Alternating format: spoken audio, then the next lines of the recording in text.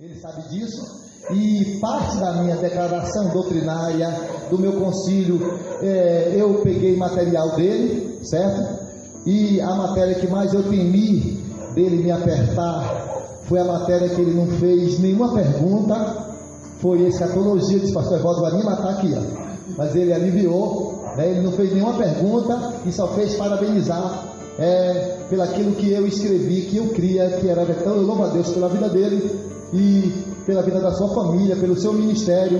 E parece que hoje é o pastor mais velho na igreja, é o senhor? Na Bahia né? Então, que Deus abençoe ali e tenha abençoado. A igreja que ele está à frente tem apenas 22 anos e já é mãe de quantas? Uma igreja e 3 congregações. Então, nossa igreja dá 2 vezes, né, a idade dele, né? Eles têm 22, nós temos 57. Então, olha só, nós temos Camaçari, temos uma casada, Ebenezer, e temos Serrinha, mas nós precisamos orar a Deus para que Deus abra uma outra congregação, para que assim está fazendo o trabalho de Deus e fazendo a igreja de Deus aqui crescer na terra. Mas eu louvo a Deus pela igreja do pastor Evaldo, pela sua vida, e que Deus mais uma vez use grandemente para falar aos nossos corações. E ele já deu uma direção para uma outra forma que você possa pensar sobre outras coisas que assim se faz necessário. Mas que Deus abençoe a vida dele. Amém. Nós estamos aqui alegres, irmãos. Eu muito feliz aprendendo com o pastor Jusilei. Essa dobradinha é muito boa. Nesses 15 anos de acampamento eu já preguei 5 vezes. Então, 5 anos. Porque num acampamento estivemos lá. Os irmãos alugaram e nada, nenhum problema. E o pastor Evaldo pregou sobre depressão. Não sei se os irmãos se lembram, mas foi acho que foi a primeira vez que eu preguei no acampamento, foi sobre depressão. Depois, aqui, nós já pregamos sobre música, nós já pregamos sobre escatologia de uma forma ampla. Foram as 7 mensagens, 9 horas de mensagens de escatologia. Até hoje eu tenho, Davi, os estudos, você filmou. Depois foi sobre as 70 semanas de Daniel, foi o ano passado, e hoje sobre o Adventismo do 7º dia.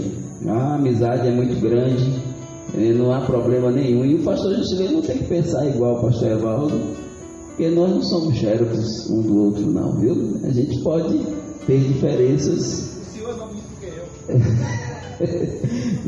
Nós temos diferenças pequenas. Essas diferenças não alteram o essencial. E o carinho e o amor pelos irmãos é muito grande. Eu tenho um carinho, depois da segunda Maranata, a igreja que eu mais amo é a do Arrupe, viu? Eu gosto muito dos irmãos, minha esposa, minha filha, nós gostamos, nós amamos os irmãos e é um prazer que eu me sinto em casa, viu? Estar com vocês. É muito bom estar com vocês, participando da palavra de Deus e ver irmãos estudiosos, viu? Irmãos que perguntam. Eu me lembro quando eu preguei sobre depressão, os irmãos me cercavam ali na piscina e me bombardeavam de perguntas, né?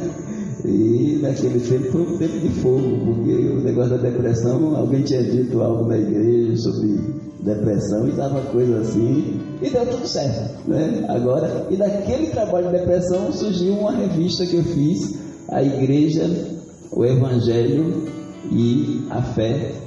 E dessa lição eu tirei, dessa revista eu tirei 3 lições ou 5 lições sobre depressão, mostrando que o crente pode sim ter depressão, com uma doença comum, como qualquer outra. E contra fatos, irmão Moisés, não há argumentos, né? Quantos pastores têm depressão? Né? Infelizmente, até alguns se suicidaram. Então, é uma doença. Mas a gente, com Cristo, vai vencendo essas doenças. 25 anos à frente da igreja, da segunda igreja, Tem 22 anos, porque 22 anos eu prefiro contar de organização. Tem igrejas que contam de fundação. Então, de fundação nós temos mais, mas de emancipação, ou seja, enquanto era congregação, eu assumi a igreja como congregação. E em 98 nós organizamos e se tornou uma igreja. Por isso 22 anos. E graças a Deus tem sido uma bênção estar à frente da igreja já há 25 anos, parece que foi ontem, mas a gente vê que crianças que a gente apresentou agora, casadas, com filhos e tudo mais, são uma bênção. Mas, irmãos, vamos para o que interessa mais aqui, é estudarmos o Adventismo. E eu quero, de entrada, falar aos irmãos, hoje a gente vai entrar mais nos slides. As obras da lei e a graça de Deus. Isso a gente não pode deixar de falar quando pensa em Adventismo do sétimo dia, que apesar deles pregarem sobre a graça, apesar deles falarem sobre expiação, e aí que está o problema, muitas doutrinas deles se parecem com as nossas, e por isso que é o bolo muito bem feito, confeitado, mas tem veneno lá dentro. Então há essa questão. Irmãos, isso não é novo. Claro que em 1844 desponta, e em 1860, 1863 nasce a Igreja Adventista do Sétimo Dia, que busca se justificar pelos mandamentos, pelas obras da lei. Inclusive eles dividem a lei em lei cerimonial e lei moral. Para eles a lei moral é a lei do Senhor. A lei moral é a lei, o decálogo. Os 10 mandamentos é a lei moral. E a lei cerimonial é a lei de Moisés. Irmãos, a lei é o Pentateuco. A lei é o Pentateuco, escrito por Moisés. Esse Pentateuco tem 613 leis. 613 leis. E os mandamentos são 10. Não existe separação. Nós não temos separação na Bíblia de lei moral e lei cerimonial. Claro que na lei de Moisés tem aspectos morais, civis, políticos, econômicos, religiosos, mas a lei é uma só. E eles dizem, não, a lei mais importante é a lei moral, e são 10 mandamentos, e aí eles incluem o sábado principalmente. E a lei cerimonial, ela cessou, foi ela que cessou. Não é verdade. E na Bíblia não tem separação. Por exemplo, apresentar uma criança no templo é lei moral ou lei cerimonial? Para o adventista é lei cerimonial, né? Apresentar uma criança. Abra aí, só para a gente, eu não vou aprofundar isso não, só para você ver que eles estão muito equivocados. Abram em Lucas, no capítulo 2.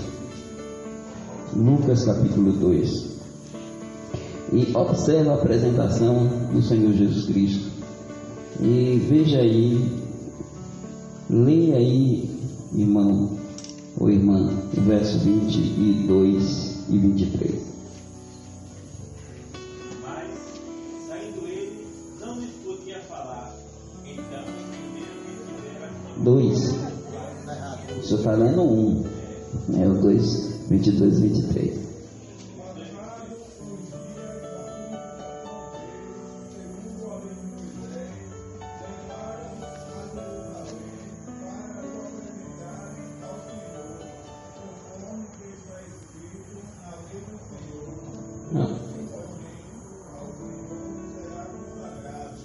Vocês notaram que é a mesma coisa?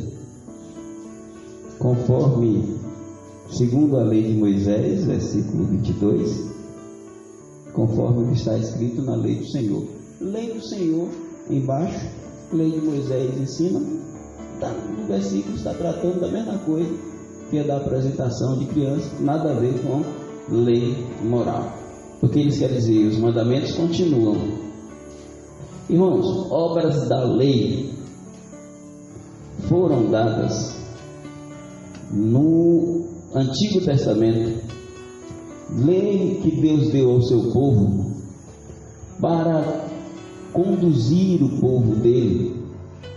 E a nação de Israel recebeu essa lei no Sinai, e ela prossegue com o povo de Israel, mas também ela se estende a gentios em muitos aspectos. Entretanto, esta lei para o homem, ela é um professor ou um espelho que mostra-lhe o pecado. Ela é santa, ela é pura, ela é boa, mas o homem é depravado, desesperadamente corrupto, e ele não pode cumprir a lei, porque ele é pecador. Mas o homem Deus, ou melhor, o Deus homem, ele cumpriu a lei. E ele, cumprindo a lei, ele retirou de sobre nós a maldição que viria por não cumprir. O Antigo Testamento, ele termina com uma palavra, e é graças a Deus que a gente tem o Novo Testamento. Imaginem vocês abrindo aí Malaquias e olhando essa última palavra. É uma palavra ruim, é uma palavra ruim. Alguém lê o versículo? Malaquias 4, versículo de número 6. Ele converterá o coração dos pais aos filhos, e o coração dos filhos a seus pais, para que eu não venha e fira a terra com maldição.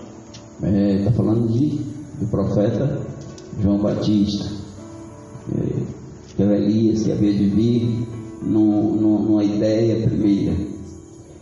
E aqui, irmãos, é família. E eu quero que os irmãos olhem e pensem: ele converterá o coração dos pais aos filhos e dos filhos aos pais, para que eu não venha e fira a terra com maldição. Pergunta: depois de 2000 anos, estamos no século 21, Deus não veio e feriu a terra de maldição ou com maldição? Ele continua ferindo.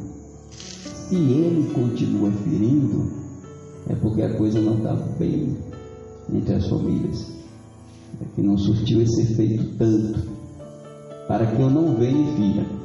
Essa é a interpretação primeira, mas a palavra que termina é a palavra maldição. De Êxodo 19 até a chegada de Cristo na plenitude dos tempos, ele foi enviado, nascido de mulher, nascido sob a lei. É interessante que a partícula aí, sob, existe a palavra sobre e a palavra sob. Lá é sob, quer dizer debaixo da lei. Sobre seria por cima da lei. Então, nascido sob a lei para remir os que estavam debaixo da lei. Então, é pensar que, graças a Deus, o Antigo Testamento não termina com a palavra maldição para sempre.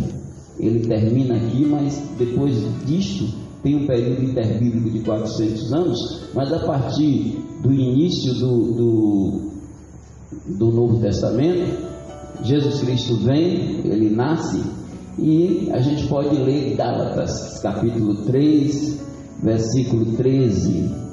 Gálatas 3, versículo 13, qualquer irmão pode fazer essa leitura. Gálatas 3, 13.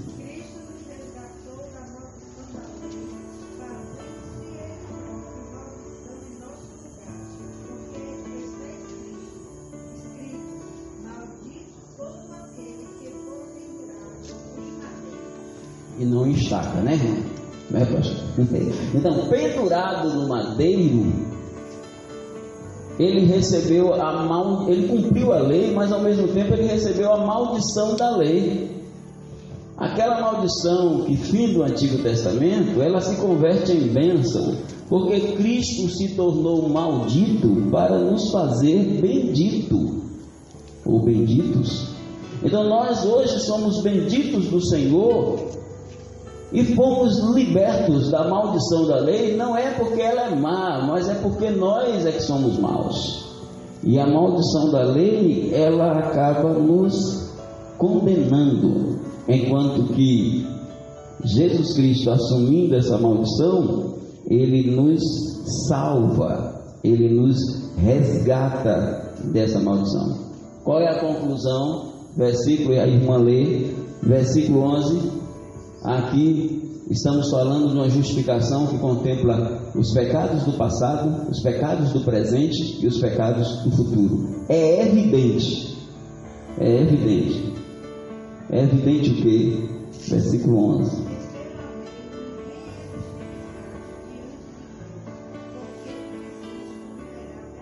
Então sai a lei que os adventistas querem trazer, mas que os judaizantes, que Paulo chama de falsos irmãos, que olharam a sua liberdade em Cristo, esses judaizantes do tempo de Cristo e do tempo de Paulo, esses judaizantes, eles queriam que os gentios e judeus fossem justificados pela lei, daí quererem que todos fossem circuncidados, não como um mero ato de fimose, né, pastor?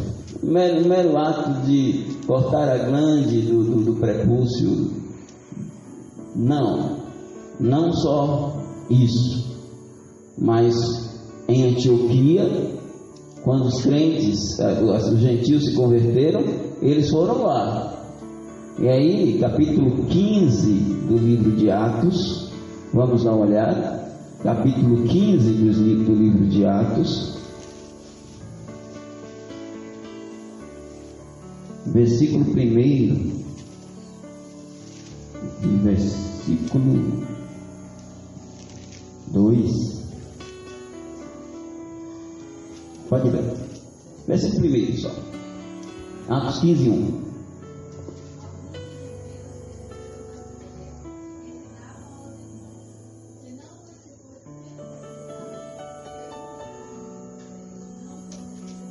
Não adianta nada, não aceita dizer, mas a gente aceita Cristo. E você, se você for na igreja adventista, o pastor prega e pergunta se alguém quer aceitar Jesus como Salvador. Eles falam da graça de Deus, eles falam de Deus, eles falam de santidade, eles falam de amor, mas a visão deles é essa. No final das contas, vocês aceitaram Cristo? Perguntaram os judaizantes lá aos gentios, vocês aceitaram Cristo? Tudo bem. Agora tem uma coisa: se vocês não se circuncidarem conforme o costume de Moisés, vocês não podem se salvar. E o que é que está como bojo, marca central desta circuncisão? Paulo fala em Gálatas. O que é se circuncidar? Gálatas capítulo 5. Gálatas 5, vamos dar uma olhadinha? O que é se circuncidar? Numa visão mais profunda da coisa. Gálatas 5, versículo de número 1 e 2. Aliás, eu vou ficar só com 2. Para a liberdade, 5, 2. Eu, Paulo, vos digo que, se vos deixar de circuncidar, Cristo de nada vos aproveitará. 3. De novo, testifico a todo homem que se deixa circuncidar, que está obrigado a guardar toda a lei. 4. De Cristo vos desligaste, vós que não estáis justificados na lei, na graça decaíste. Então está bem claro. O que é se circuncidar? Se circuncidar é estar obrigado a guardar a lei. Adventista prega isso? Prega. Eles não trabalham a circuncisão física, mas eles trabalham a circuncisão mais profunda, que é de estar obrigado a guardar a lei. Se não guardar a lei, essa é a marca para o juiz investigativo. Quando Jesus estiver lá olhando o livro, ele vai verificar se realmente guardaram os mandamentos de Deus. E aí, esses que guardaram são salvos, porque não adianta nada não guardar a lei. O sábado, a White dizia que é o sinal que identifica o autêntico cristão. É a guarda do sábado. A partir daí, volta ao capítulo 15, e você vai ver a igreja primitiva em assembleia decidindo. Os apóstolos estão emitindo os seus pensamentos, e o que eu acho bem interessante é a fala dos apóstolos. Eles começam a emitir algum pensamento, e Pedro tomou a palavra. Capítulo 15, versículo de número 7, havendo grande debate, o apóstolo Pedro toma a palavra e lhes disse. Aí Pedro vai falar. Lembre-se que o apóstolo Paulo, em Efésios capítulo 2, versículo 8 a 10, todo mundo sabe, eu acho que os irmãos podem até não saber o 10, mas sabe o 8 e 9, que diz: pela graça sois salvos por meio da fé, isto não vem de vós, é dom de Deus, não vem das obras, para que ninguém se glorie. E aí o 10 diz: porque somos feitura sua, criados em Cristo Jesus para as boas obras, as quais... Isso. Então Paulo diz: pela graça sois salvos por meio da fé. E Pedro vai dizer algo parecido naquela assembleia. Versículo 11, olha que versículo lindo. Foi Pedro que disse isso. Alguém lê? Mas cremos que fomos salvos pela graça. Não, agora eu quero, pastor, que lê o 10 também. 10 também? Agora, pois, por que tentais a Deus, pondo sobre a servir dos discípulos o jugo que nem nossos pais puderam suportar, nem nós? Mas cremos que fomos salvos pela graça do Senhor Jesus, como também aqueles o foram.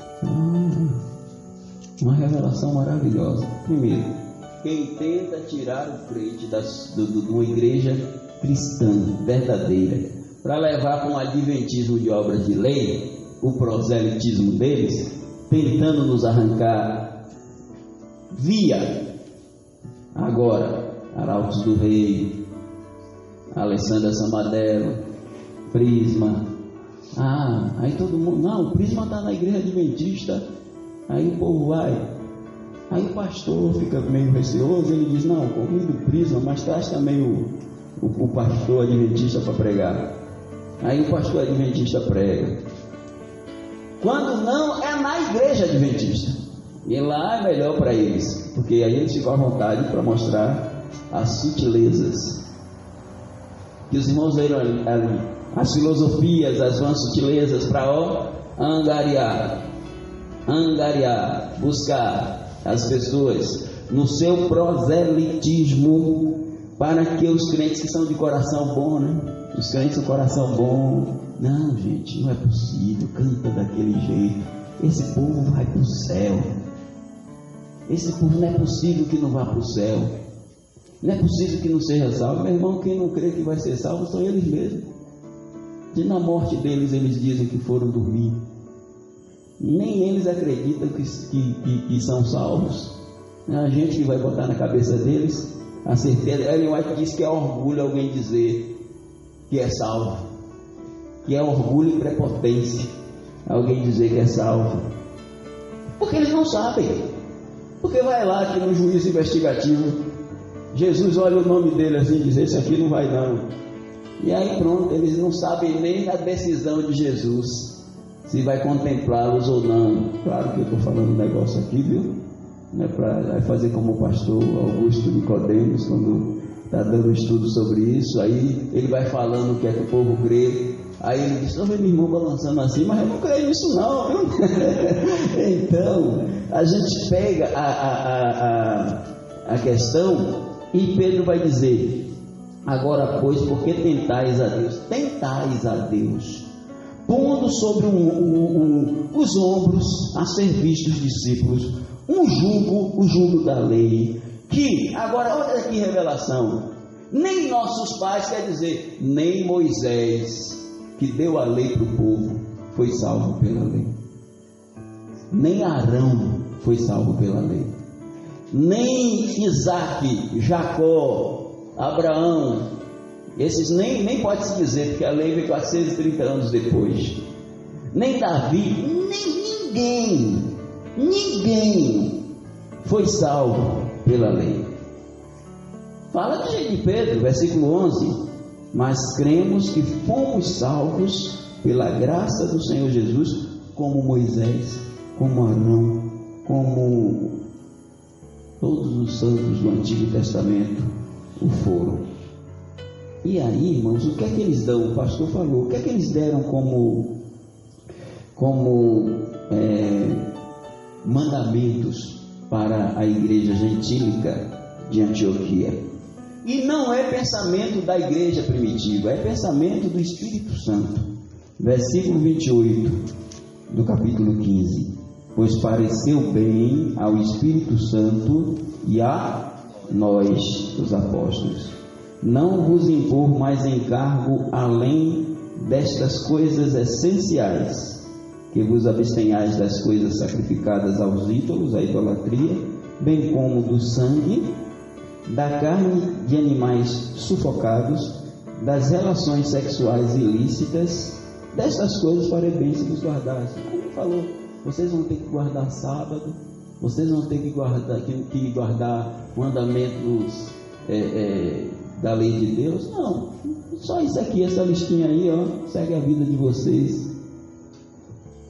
Aí o apóstolo Paulo conclui, ele faz a conclusão.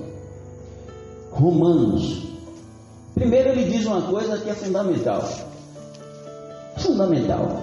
qualquer irmão pode ler, Romanos 10, versículo 4, Romanos 10, versículo 4, porque o fim da lei é Cristo, para a justiça daquele que crê.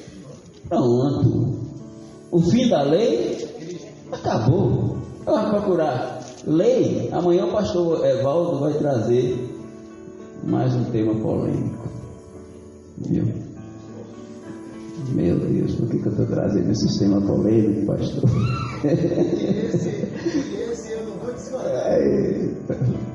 Não é música não. Não confie não, viu, pastor? Então, agora sabe o que é que eles dizem? Olha que coisa. A língua portuguesa é maravilhosa, viu, irmãos? Aí você tem, se eu colocasse assim a palavra afim, tudo junto, e eu botasse aqui a palavra afim separada, a grafia está certa?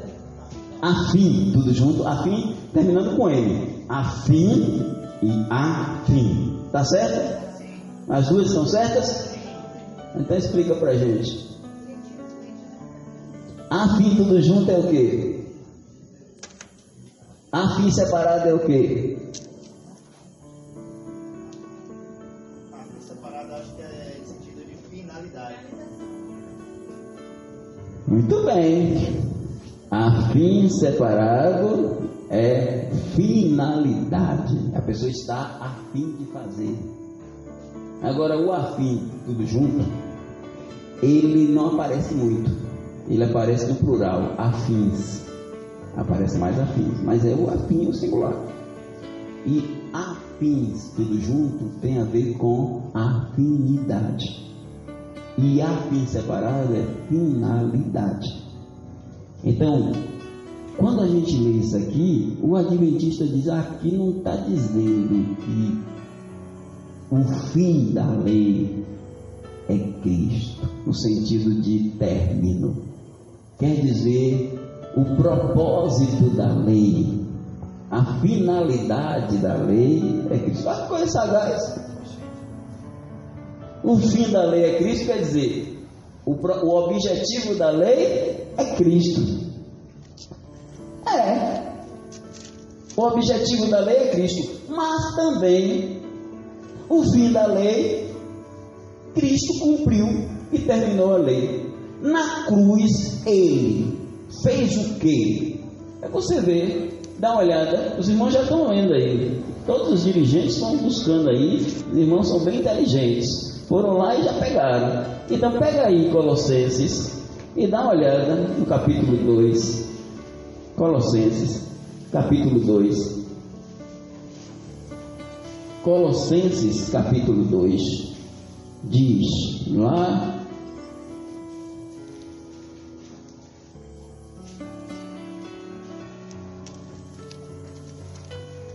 nos versículos de número 16, né? Vamos dar uma olhada. Eu não vou pegar nem o que os irmãos estão usando como base, né? Vamos pegar aqui o versículo de número 1, vamos lá, 14 até o 15. Então quem irmão pode ler. Tendo cancelado o escrito da dívida que era contra nós e que constava de ordenanças, o qual nos era prejudicial, inteiramente engravado na cruz, e despojado os principados e as potestades, publicamente os expôs ao desprezo, triunfando deles na cruz. Isso quer dizer que esse escrito de dívida é outra coisa e tal. Irmãos, isso aqui é com certeza a questão das ordenanças da lei. Elas foram cravadas na cruz. Por quê? Porque nós não podíamos. Por que eram contra nós? Porque a lei é boa, mas nós com o nosso corpo de pecado, com a queda do homem, isso passou a ser algo contrário a nós, no sentido de nos condenar. Então Cristo, ele na cruz, ele terminou a lei. Daí o versículo de número 16 dizer: ninguém pois vos julgue por causa da comida, carne de porco, carne de animais que antigamente no Velho Testamento chamavam de imundos e outros limpos. Então ninguém vos julgue por causa da comida. Hoje a gente comeu a bisteca. Se fosse adventista, cristiano estava frito, ele já oferecer bisteca ao pastor adventista. Aí pronto, já estava queimado, tá? Então, bisteca de porco. Então, ninguém vos julgue por causa de comida, por causa de bebida, dia de festa, lua nova ou sábados. E não são sábados cerimoniais, não. Dia de festa tem a ver com questões anuais, de lua nova com questões mensais e sábados com questões semanais. Então sábado tem a ver com semana, lua nova tem a ver com mês, e as festas principais judaicas são anuais. Então ninguém julgue a vocês porque vocês celebram ou não celebram essas festas, e ninguém se faça árbitro contra vós outros, pretextando humildade, culto dos anjos, baseando-se em visões e tal, e já vai condenar o chamado gnosticismo. Mas abrem Efésios para complementar o que diz Paulo em Colossenses, e dá uma olhada no capítulo 2, versículo de número, para aqueles que tentam lá em Colossenses dizer que ali não tem nada a ver com a lei. Agora tem, eles não tem como eles tirarem isso aqui. 2, 13, 14 e 15, qualquer irmão pode ler. Agora, em Cristo Jesus, vós que antes estavais longe, fostes aproximados pelo sangue de Cristo, porque Ele é a nossa paz, o qual de ambos fez uma, e, tendo derribado a parede da separação que estava no meio, a inimizade, aboliu na sua carne a lei dos mandamentos na forma de ordenança, para que dos dois criasse em si mesmo um novo homem, fazendo a... Agora, como é que ele vai dizer que, porque um lá do Sérgio Monteiro tentou dizer, não, aqui é escrito de dívida, não tem nada a ver. Agora, como é que ele vai contestar isso aqui? Está dizendo que Cristo aboliu na sua carne, dilacerada lá na cruz, ele aboliu a lei dos mandamentos em forma de ordenança. Ele está dizendo que a lei morreu para nós, ou nós morremos para a lei, como quiserem. Ou a lei morreu para nós, melhor. Vamos ver se fomos nós que morremos para a lei ou foi a lei que morreu para nós. Romanos 7. Abra aí.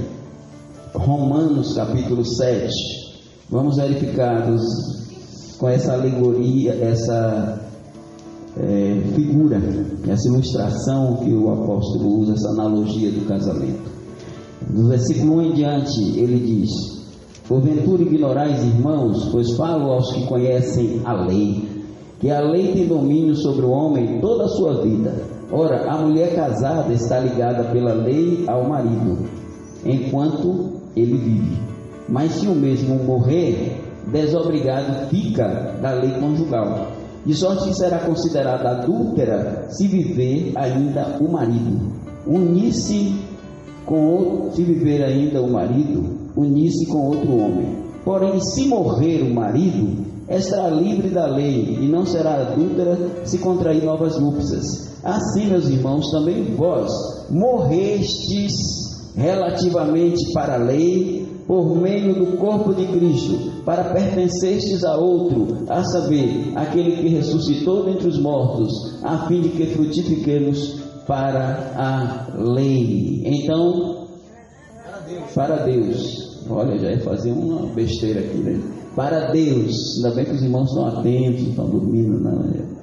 Então aí está, irmãos, nós somos de outro marido, nós pertencemos a Cristo. Quem é casado com Cristo, quem é noiva de Cristo, não está mais obrigada a um marido chamado lei. Já morrimos para ele. Então, o adventista quer ressuscitar o defunto. A gente prefere o Cristo ressurreto. E aí o apóstolo Paulo fecha concluindo. Qualquer irmão pode ler, capítulo 3, versículo de número 28. Romanos 3, 28. Conclusão de Paulo. Da carta aos Romanos e a carta aos Gálatas são cartas terríveis para os adventistas. Concluímos, pois que o homem é justificado pela fé, independentemente das obras da lei. Qual é a conclusão de Paulo? Que a justificação é pela fé. Por algum tempo, irmãos, alguns estudiosos não quiseram aceitar a epístola de Tiago, o meio-irmão de Jesus. O meio-irmão de Jesus. Porque Tiago, ele fala algo aqui, vamos lá?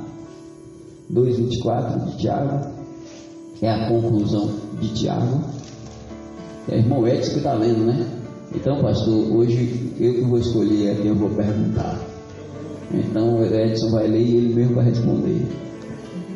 Então, lê aí, irmão Edson, lê o primeiro. Concluímos, pois, que o homem é justificado pela fé sem as obras da lei. Foi? Agora o que é que Tiago diz? 2,24. Verificais que uma pessoa é justificada por obras que não por fé somente. Agora resolve aí, Edson. Não está contraditório, não?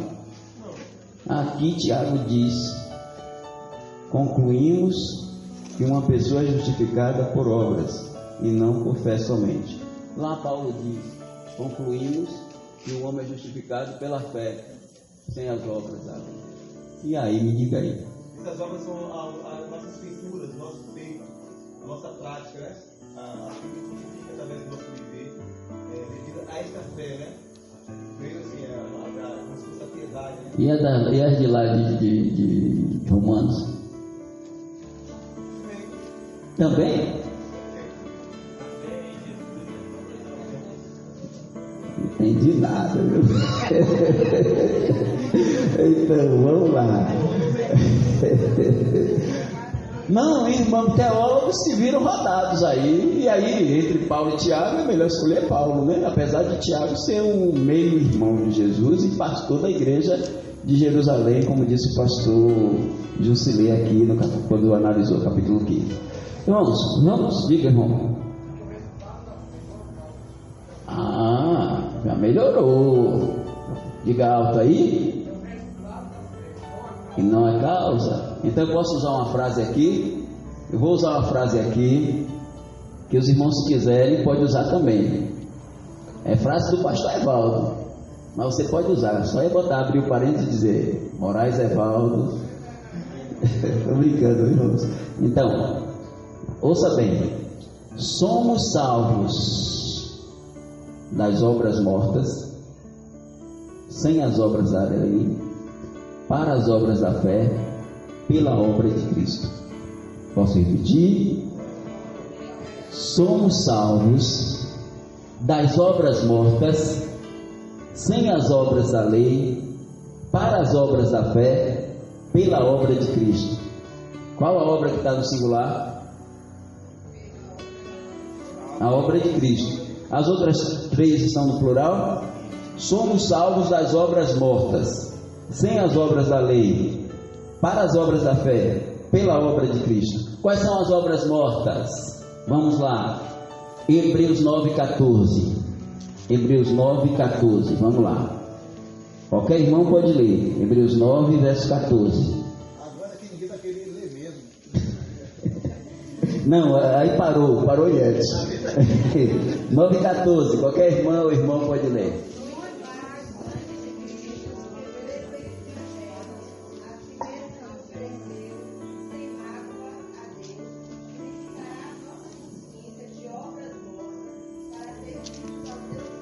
Então somos salvos das obras mortas. Quais são as obras mortas? As obras do homem velho.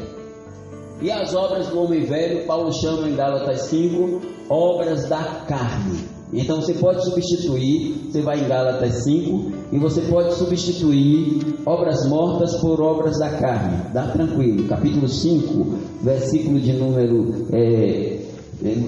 está elencado aqui. Então, Gálatas, capítulo 5, versículo de número 17, nós temos as seguintes palavras.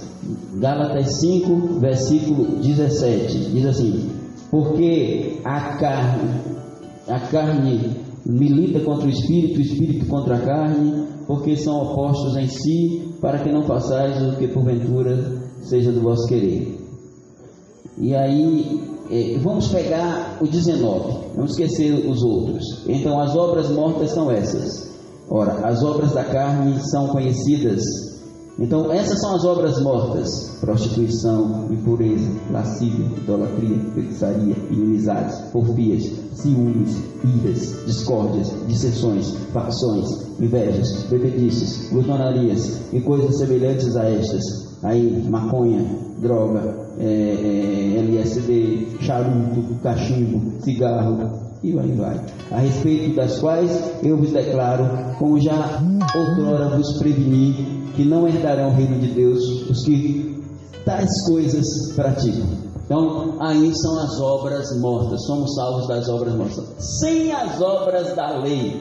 Então aí, a conclusão de Paulo é essa. Quais são as obras da lei? As obras da lei são as obras da lei desses 613 mandamentos do Pentateuco. As obras da lei é isso, é o decálogo e as demais leis. Então, sem elas, porque elas não nos conseguem salvar, por causa de nós, que não temos condições de nos salvar por elas, nem Moisés que nos deu. Sem as obras da lei, para as obras da fé, que é o que os irmãos leram, o que os irmãos citaram, aí o irmão citou no versículo 10 de Efésios: somos feituras suas, criados em Cristo Jesus, para as boas obras. Essas são as obras que dão não salvação, porque são resultados da fé, elas dão galardão. As obras da fé dão galardão. As obras mortas dão inferno, condenação. Cada um será julgado segundo as suas obras. Que obras? Suas obras mortas. Cada um será julgado segundo as suas obras. Aí são as obras mortas. As obras da lei são as obras da lei. A gente conhece que os adventistas querem trazer para nos forçar e colocar um jugo sobre nós. As obras da fé são as obras que produzem galardão. E é o que Tiago está falando, que sem elas a nossa fé é morta. Então, porque lá está dizendo, Paulo concluímos que o homem é justificado pela fé sem as obras da lei. E lá em Tiago concluímos que o homem é justificado não somente pela fé, mas pelas obras da fé, que é o resultado. Mas qual é a obra que salva? A obra que salva é a obra do Calvário. Lá na oração sacerdotal, Jesus disse: Pai, eu não vou citar, eu quero que os irmãos leiam. João 17, versículo 4 e 5. Uma das 7 orações da cruz envolve esse está consumado. E aí o consumado diz respeito a isso. João 17, versículo de número 4 e 5, qualquer irmão pode ler.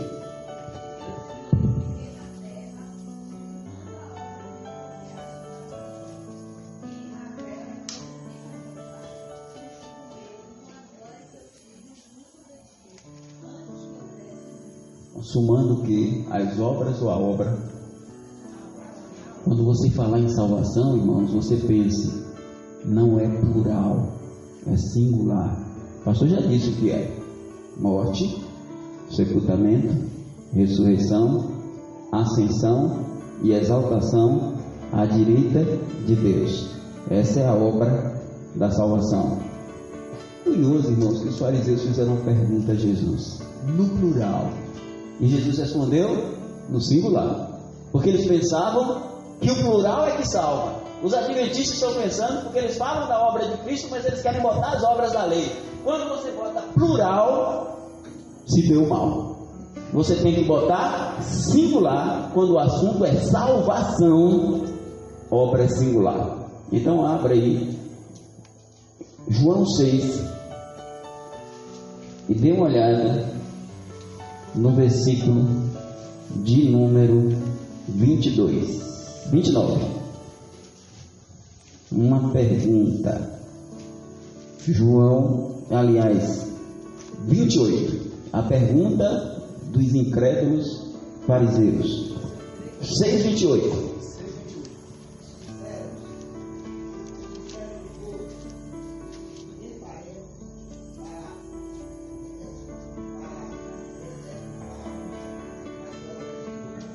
Está no plural, tá? Pergunta para Jesus: que faremos para realizar as obras de Deus, para executar as obras de Deus? Resposta de Jesus, no singular. Qualquer irmão pode ler. A obra de Deus é esta, que creais naquele que por ele foi enviado. A obra é que salva. E a obra envolve o quê?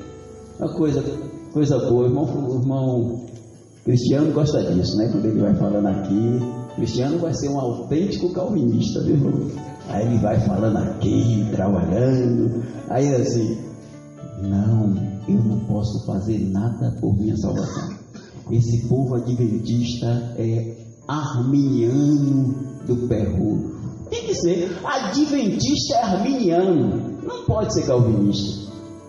Porque eles não creem numa salvação vinda de uma soberania de Deus, com a graça, que é um favor imerecido, que é nos dada como dádiva, enquanto a lei nos daria a salvação como dívida. A lei daria a salvação como dívida. Deus teria que dar como dívida, pagando. Mas Ele dá a salvação com a graça, porque ela é não dívida, mas ela é dádiva, ela é presente. Então, aqui Jesus diz: creiais. Então é fé. Creiais. O que é que você quer fazer para realizar a obra de Deus? Creia no que eu fiz. Creia na minha obra, que é completa. Essa obra. O adventista, irmãos, ele crê que a igreja de Deus é a igreja remanescente. E que ela tem o testemunho de Jesus. Essa igreja remanescente guarda os mandamentos de Deus. A gente já viu isso. E ela tem o testemunho de Jesus, que é o espírito de profecia, que é Ellen White. E que eles têm 3 mensagens. Eles têm 3 mensagens para o mundo. Eles são, cadê mestre? Os anjos da esperança. Porque eles são esses 3 anjos.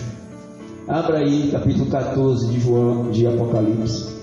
O adventista, você vai ver nos escritos dele, se você tiver curiosidade para ler, que eles acham, esses anjos são anjos mesmo, irmãos. Esses anjos não são pessoas, mas para o adventista é a igreja adventista. Então vamos ver o primeiro anjo. Para os irmãos entenderem bem, o adventista diz, explica aí, voltando para os irmãos, que o William Edson viu, o Cleópas do Milharal, Cristo sair do santo lugar, que ele estava lá fazendo o serviço sacerdotal de intercessão, e ele passou para o Santo dos Santos. Aqui ele está com um livrão, registrando os nomes das pessoas, um juízo chamado de pré-advento, ou juízo investigativo. Nesse juízo investigativo ele está analisando aí quem é que vai ser salvo, quem não vai ser salvo, dos que chegaram o nome lá, né? Dos justos, porque os injustos não. Mas dos justos ele está analisando. Por que ele está analisando os nomes? Porque não tem ninguém no céu até agora. Só está no céu, só estão no céu anjos. Não tem uma pessoa. Aliás, só quem está lá é Moisés, que ressuscitou, e Elias e Enoque. Mas tirando esses três, os outros todos já receberam 7 palmos de terra e estão aguardando aí, mortos, dormindo no pó da terra. E Jesus está lá, e esse juízo é chamado de juízo final, em etapas. A primeira etapa é Jesus. Jesus está desenvolvendo, realizando a expiação completada, porque na cruz ele não completou. Agora ali dentro ele está cancelando os nossos pecados. Os nossos, não, os dos adventistas, porque a gente está fora, a gente está na Babilônia. Quando a gente sair da Babilônia, acatando o dito do Espírito Santo, sai dela, povo meu. Aí a gente vai sair para adventista. Por isso que eles estão vindo para a nossa igreja, porque eles dizem, a nossa missão agora, antigamente a gente ia para as casas, como os testemunhos de Jeová. Agora a gente vai para as igrejas, entrando pela TV Novo Tempo, pelo Namira. É o outro Namira, não é o Namira do Eusiel não, viu? É o Namira do Leandro Quadros. Namira, Evidências. O que mais? A música. O que mais dá Novo Tempo? Irmãos estão assistindo. Então, aí tá lá. Vai. É confissão. Ó, pastor, a estratégia. Então, vamos lá. Tá saindo coisa. Tá saindo coisa. Então, irmãos, aqui o juízo. E eles ainda usam o versículo. Olha para Moisés. Hebreus 9, 27. Diz assim: aos homens está ordenado morrerem uma vez, vindo depois disto o juízo. Então ele diz, aí, tá vendo? Se é vindo o juízo, é o juízo investigativo. Então está todo mundo dormindo. Aí, eles estão responsáveis para anunciar, porque foi em 1844. Interessante, irmão, que olha o que aconteceu. Aí diz que Jesus saiu daqui, andou, veio para aqui. Bota o outro aí, irmão, que a gente vai ter que fazer o caminho inverso. Jesus veio daqui, passou para cá e fechou a porta. Aí diz, a partir de 1844 ele fechou a porta. Se ele fechou a porta, ele fechou a porta da graça. Aí diz assim, não tem mais salvação para ninguém. Quem estiver dentro da igreja adventista está salvo. Quem estiver fora, já era. Só que eles pensavam que Jesus ia voltar logo. E marcaram mais datas. Marcaram com as 7 gotas de sangue. Eles marcaram uma gota para cada ano. Então 1844 botaram mais 7 anos, dá quanto? 1851. O Uriah Smith. E aí marcaram. Resultado, Jesus não veio em 1851. Aí a Ellen White disse, não, aí eu me equivoquei e a porta da graça está aberta. Aí acho que ela abriu, né? E se fechasse logo, a gente já está em 2020. Ia ser problema para o adventista, porque tem um monte de adventista se convertendo ao adventismo. Então, acontece isso. Então, o que é que os anjos, o que é que a igreja adventista está sentada sobre esses 3 pilares? São as mensagens dos 3 anjos. Primeiro, alguém lê? Verso 6. 6.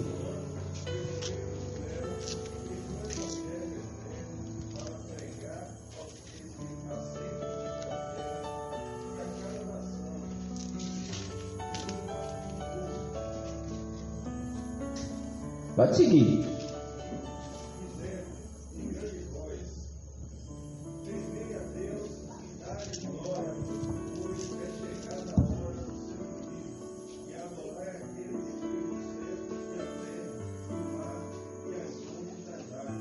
Sim. Então, qual o papel do Adventismo? Anunciar o juízo investigativo. Aí ele diz: só a igreja adventista tem essa doutrina.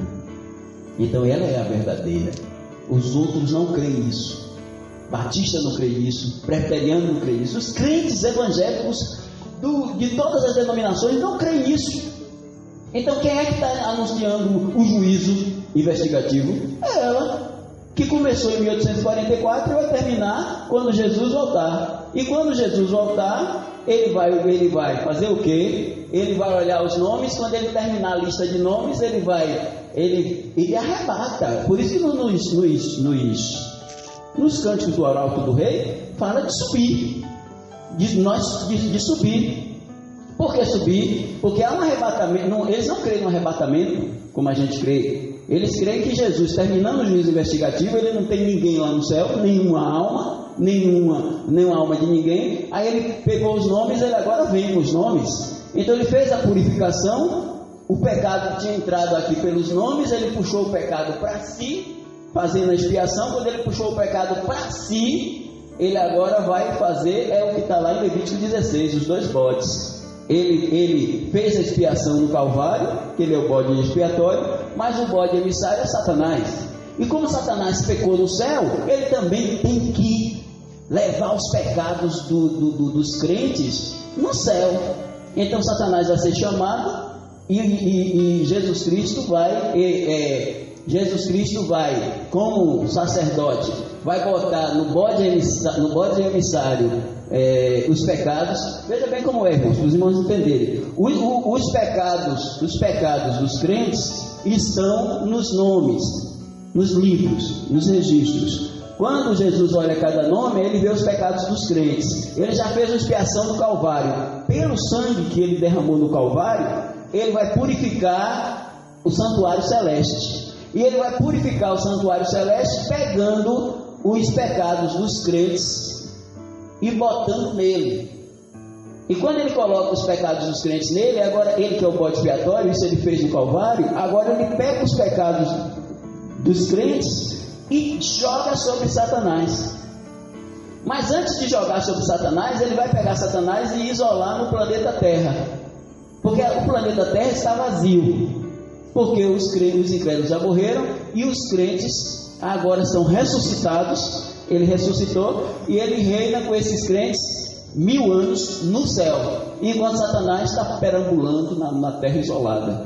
Quando terminar os 1000 anos, Satanás vai sair, ele ressuscita, Jesus Cristo ressuscita os incrédulos todos, nós estamos no meio, irmão. Aí ressuscita e a gente vai contra a cidade amada. Aí desce fogo do céu, não está lá, desce fogo do céu, atinge o Satanás. Satanás vai para dentro do inferno com os nossos pecados, e junto com os pecados que Satanás leva também os pecadores e os demônios, os anjos maus, tudo para o lago de fogo. E aí acontece o aniquilamento, todo mundo é destruído, consumido. E agora Jesus Cristo vai trazer a nova terra e vai reinar com os adventistas. Só para entender um pouquinho aí. Deu para entender? Eu estou tentando fazer para os irmãos entenderem aí a teologia deles. Só para entender um pouquinho, ó. Ele diz assim, que não veio ainda, isso daí não botou, porque ele está purificando ainda do céu. Então seria o pecado de quem que ele está purificando nessa criança? Dos justos. Dos justos. Dos crentes. A pessoa? Porque Daniel 8, 13 e 14 fala: até 1200 tardes e manhãs, 1300 tardes e manhãs, e o santuário será purificado. Deu 2300 anos, abateu com 457 da semana de Daniel, porque eles pegaram extras. Aí dá 1843, que depois fizeram a conta de se era 2.299, dava 2.299, não, faltou um ano, aí botou 22 de outubro de 2.300, aí converteram em anos. E Jesus Cristo, a partir daí, ele está fazendo, Jesus Cristo estava durante 1843 anos, quase isso, né? 1800 anos, Jesus Cristo estava intercedendo por nós, pelos crentes.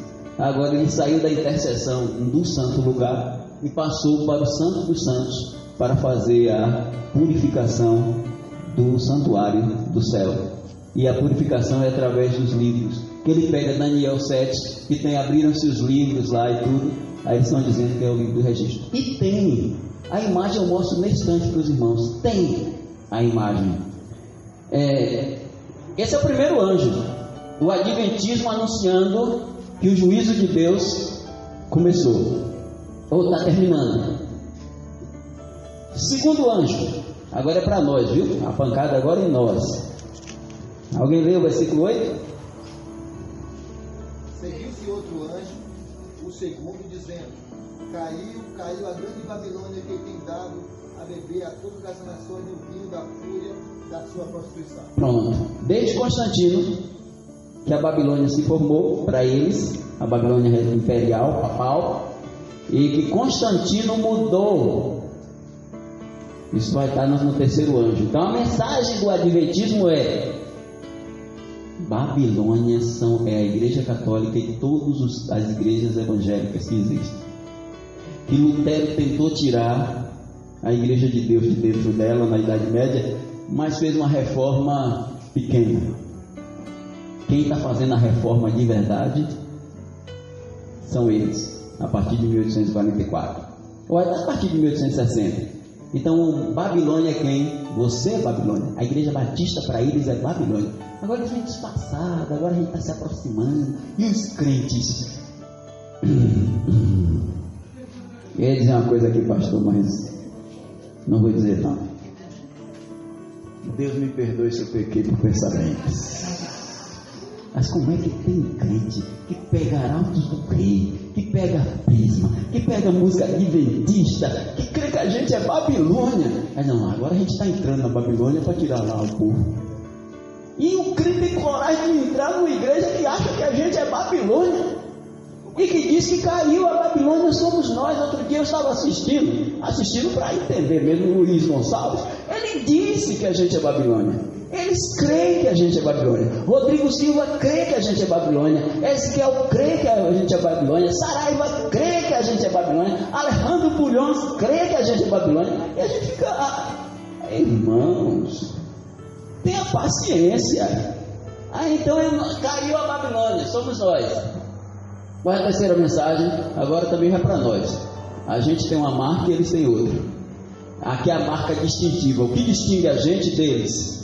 Ou o que distingue o adventista de nós? Terceiro anjo.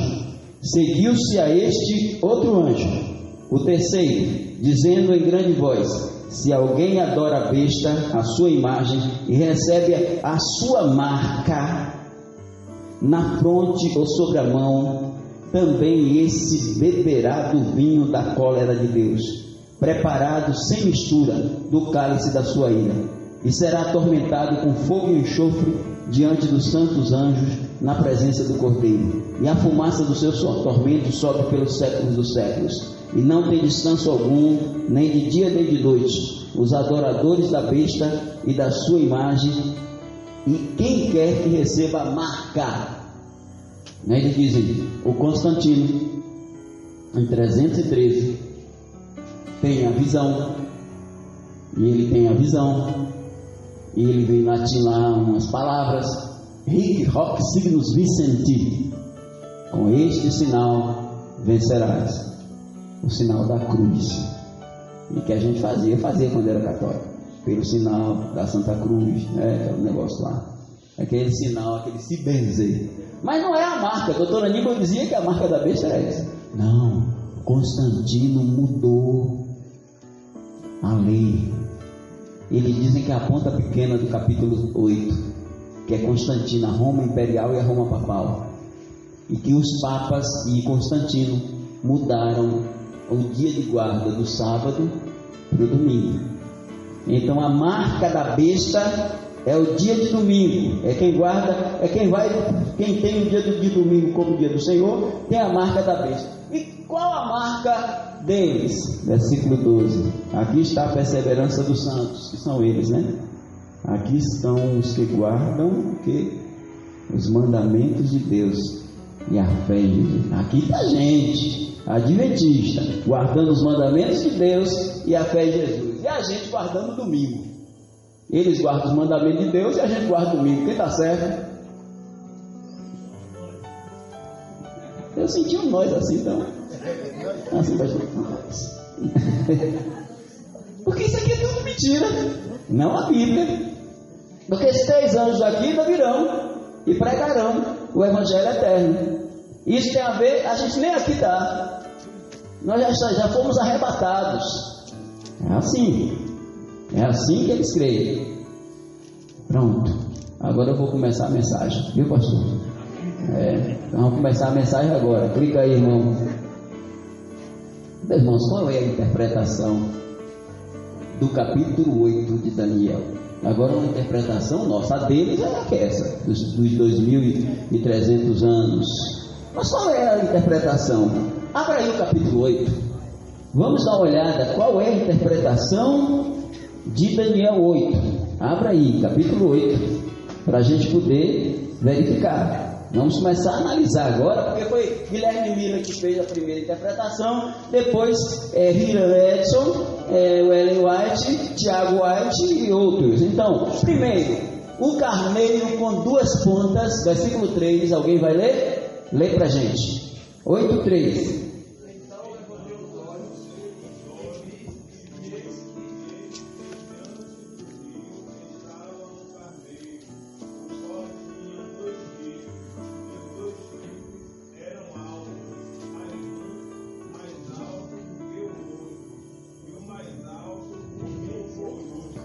Então, esse carneiro com 2 pontas representa o Império Medo-Pérsico, porque o capítulo 8 trabalha 2 impérios, o Império Medo-Pérsico e o grego. A Medo-Pérsia, que hoje a Pérsia é o Irã. Então, Média e Pérsia. Então, o carneiro com 2 pontas, uma ponta representa a Média e a outra a Pérsia. É o pastor que está inventando? Não, é o que está escrito, verso 20. Leia aí a interpretação. O capítulo 8 é muito bom porque ele dá a interpretação da visão. Ele dá a interpretação da visão de Daniel.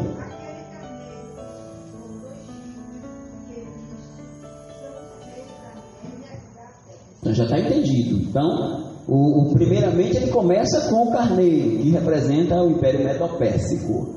O bode agora, né? Tem o carneiro e tem o bode. O bode que vai de encontro ao carneiro, porque Babilônia já foi, não está aí.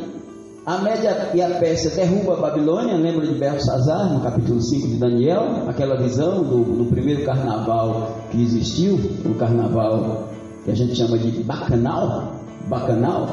E ali a orgia nefanda, que a mãe, a esposa de Nabucodonosor, a avó de Belsazar, nem lá foi, a rainha mãe, e ele imponente, chamou os seus vereadores, os seus deputados, né, os sátrapas e outros, para participarem, e ainda por audácia mandou buscar os vasos da casa de Deus para beber nos vasos da casa de Deus, que Nabucodonosor destruiu em 586 e trouxe para a Babilônia, mas ele nunca usou, deixou lá guardadinho.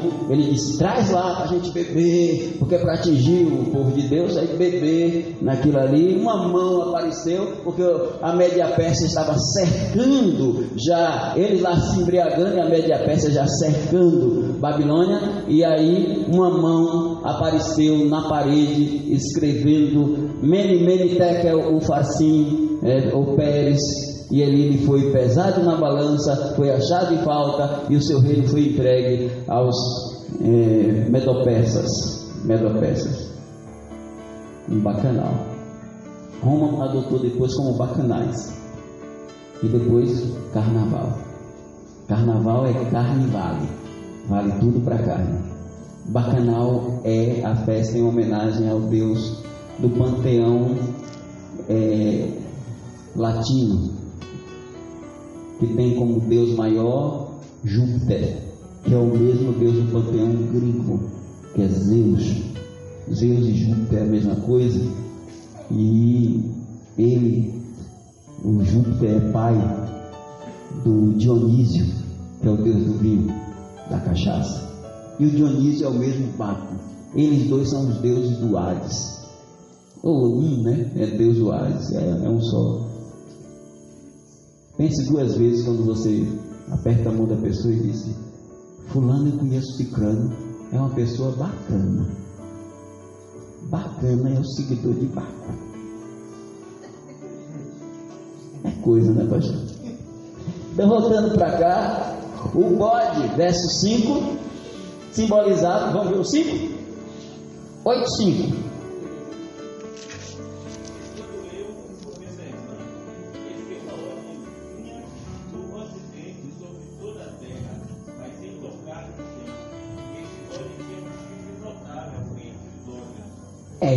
Que bode é esse? O Império Grego. Vamos lá, versículo 21, está explicando. Vamos lá, 8, 21, dá uma olhadinha, explicando.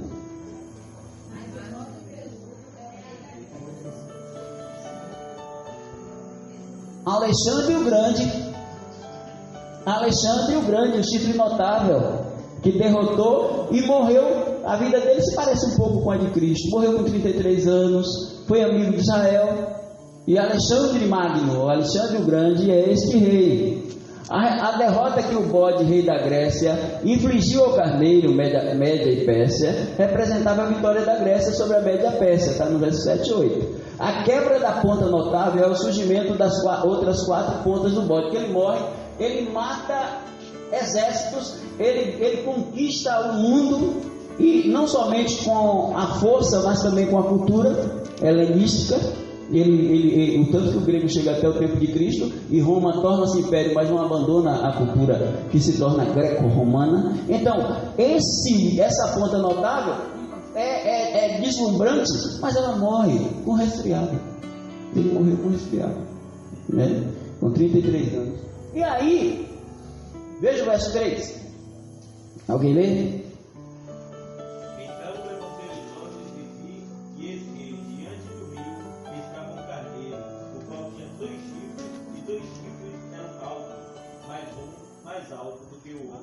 E o mais alto subiu por último. Pode ler o versículo.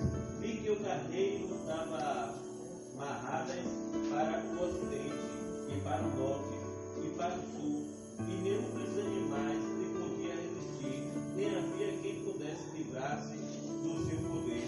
Ele, porém, fazia segundo a sua vontade e assim se engrandecia. Isso, mas esse rei, Alexandre o Grande, ele morreu e o reino dele foi dividido em 4. Verso 22.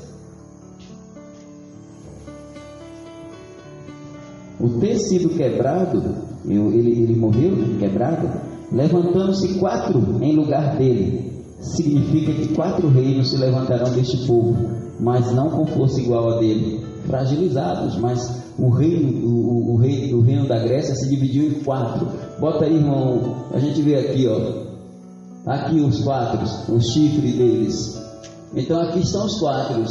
O rei Lisímaco, os Seleucos, Cassandro e Ptolomeu. Então aqui os Seleucidas, que ficariam com a parte da Síria. Aqui os Ptolomeus, que ficariam com o Egito. E essa outra parte aqui fica mais para o oeste. E nesse contexto nós temos o império fragmentado desde de 361 a 168. Agora pode diminuir, irmão, para a gente poder ver aqui. A ponta pequena que saiu de uma das pontas, 9, é o rei feroz de cara, que não é Roma, que não é como os adventistas dizem que seria o papado. Não, é um rei chamado Antíoco IV Epifânio.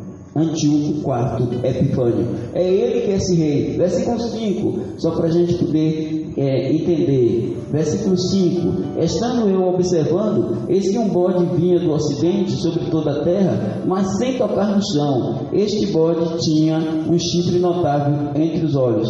Dirigiu-se ao carneiro que tinha os 2 chifres, o qual eu tinha visto diante do rio, e correu contra ele com todo o seu furioso poder. Viu chegar perto do carneiro, enfurecido contra ele, e o feriu e lhe quebrou os 2 chifres, pois não havia força no carneiro para lhe resistir. Então ele vence, ele ganha, e aí, no versículo 11 e 12, no versículo 11 e 12, a gente olha aqui, 11 e 12, sim, engrandeceu-se até o príncipe do exército, dele tirou o sacrifício contínuo, o sacrifício diário, e o lugar do seu santuário, e foi deitado abaixo.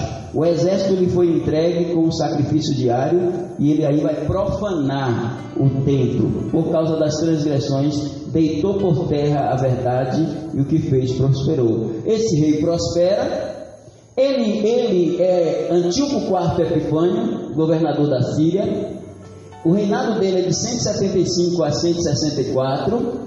E ele profana o santuário, versículo 11. Ele profana o santuário, aí está.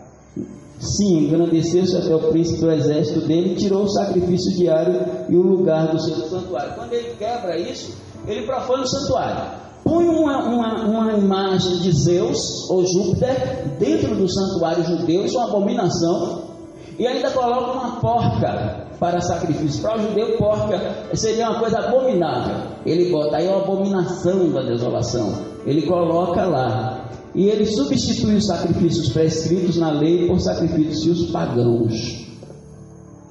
E aí, irmãos, a família Macabeus vai lutar contra isso. Agora eu vou pegar um livro apócrifo. Por quê, pastor? Vou pedir aqui ao irmão Ítalo para dar para o irmão Mécio. Livros apócrifos, a Bíblia tem 7. A Bíblia católica, mas tem outras Bíblias até evangélicas que trazem 7. Eles não são falsos. Eles são livros escondidos. Eles não entram no cânon, porque não são inspirados. Mas eles têm valor histórico. Então, tem 7 livros apócrifos, e esse livro de Macabeus, 1 Macabeus, capítulo 1, verso 20 a 24, vai nos dizer algo importante. Leia aí, irmão.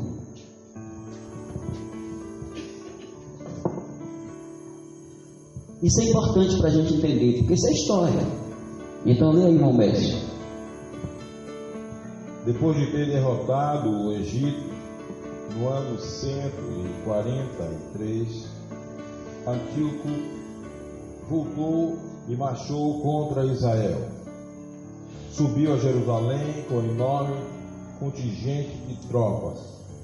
Entrou com arrogância no santuário, tirou o altar de ouro, o candelabro com todos os seus acessórios, a mesa dos pães da proposição, os cálices de libação, as taças, os turíbulos de ouro, o véu, as coroas, as decorações de ouro da fachada do templo, das quais arrancou todo o revestimento, tirou a prata, o ouro, os objetos preciosos e também os tesouros ocultos que descobriu. Verso 24 agora. Apoderou-se de tudo e voltou para o seu país, depois de ter causado grande morticínio e proferido palavras de extrema insolência. Meus irmãos, isso é profanar. Quem profanou o santuário foi Antíoco Epifânio. Que santuário era esse? O santuário que vocês viram, da terra.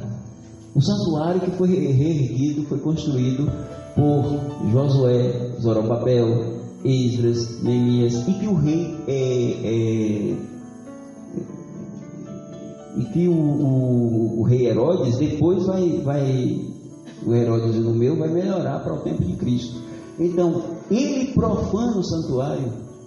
Não tem nada de nossos nomes estar profanando o santuário celeste. Quem profana o santuário do capítulo 8 é a ponta pequena que brota dos 4 reis.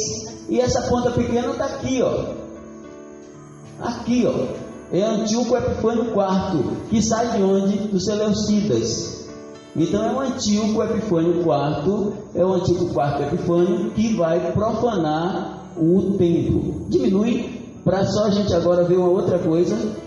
Sim, o Adventista diz que 2.300 tardes e manhãs, lembrando Gênesis que fala de tarde e manhã, não é isso? Ele converte em dia, o Miller converteu em dia e pegou lá o Êxodo, cada dia por um ano, dos 40 dias, que não tem nada a ver com isso aqui, e disse que seriam 2.300 anos, mas não é. Eu quero que vocês abram números para vocês entenderem bem. Tardes e manhãs, conforme Gênesis, tudo bem. Dá um dia, não dá? Dá um dia. Mas quando você abre Gênesis 28, e alguém, qualquer irmão agora não mexe, qualquer irmão pode ler sobre essas ofertas do santuário, o versículo de número 4, qualquer irmão pode ler. É Números 28, versículo de número 3 e 4. Qualquer irmão pode ler. Não vou ler um não, só o 3 e 4.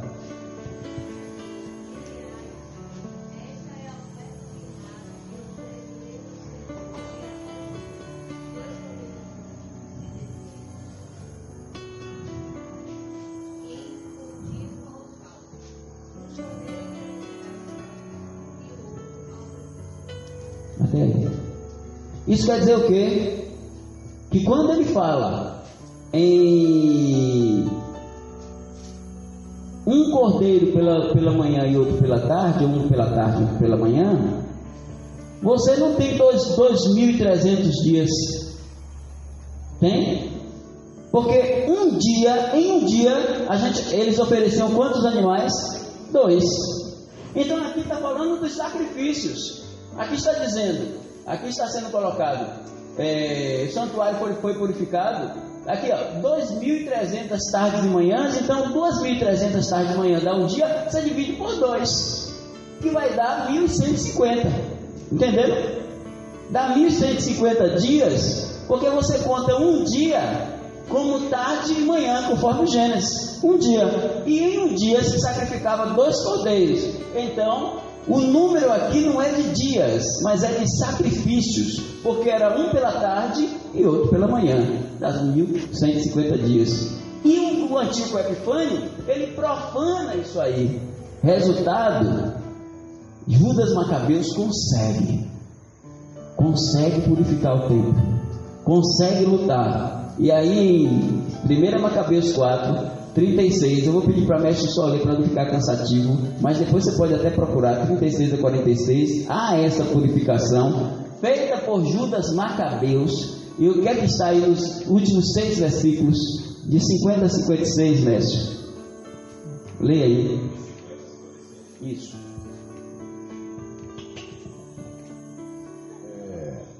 Queimaram incenso sobre o altar e acenderam as lâmpadas do candelabro, que voltaram a brilhar no interior do santuário.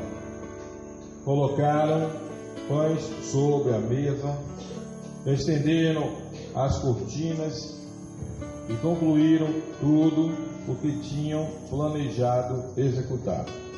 No dia 25 do 9º mês, chamado Casleu, do ano 148, levantaram-se ao romper do dia e ofereceram um sacrifício conforme a lei sobre o novo altar dos holocaustos que acabaram de construir. O altar foi inaugurado ao som de cânticos, de cítaras, de harpas e de símbolos, na mesma época do ano e no mesmo dia em que os gentios o tinham profanado. Até 54? 56.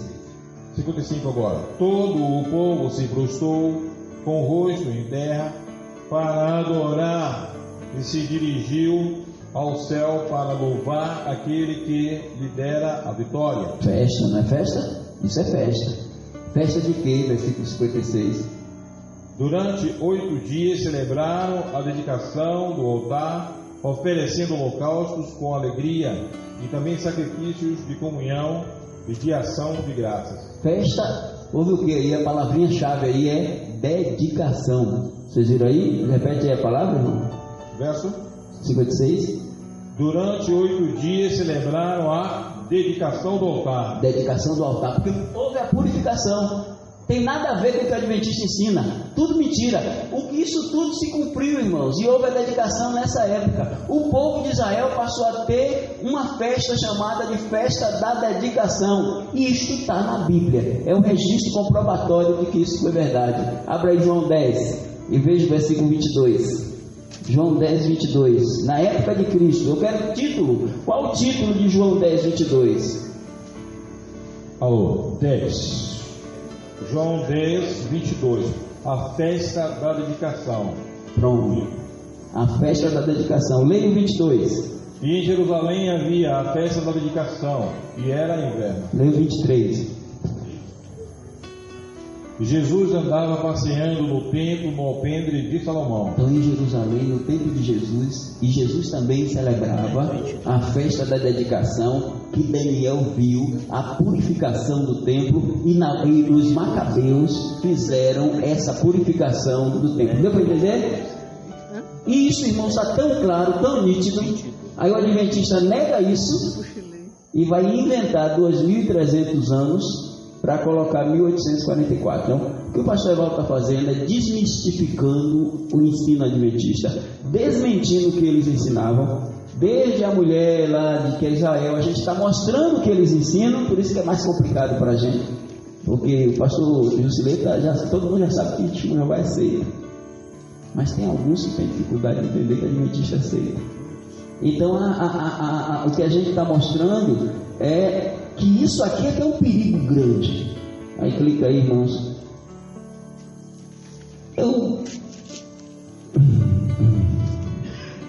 Eu não vou mexer aqui hoje não, senão vai ficar cansativo para os irmãos. Eu vou dar um pulo, deixar o capítulo 7, que eles também usam, mas eu vou deixar. Pode ir. Amanhã eu mexo. Pode ir. Pode ir, passa ligeiro que eu vou ver. Passa ligeiro. Eu quero aqui, irmãos, fechar o ensino com o Timo Jeová criou a tradução Novo Mundo. Os adventistas não têm coragem de levar esse projeto à frente, mas eles fizeram a Bíblia também. Eles fizeram a Bíblia. Essa Bíblia aqui foi lançada por Jack Blanco em 1994, The Clear World Bible.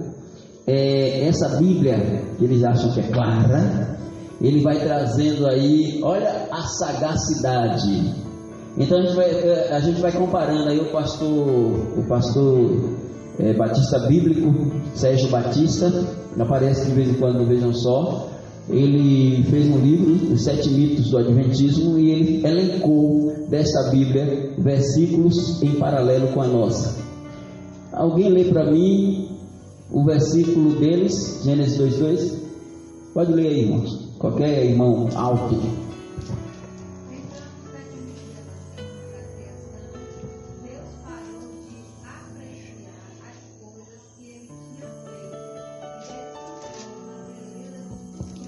Agora, o da Bíblia.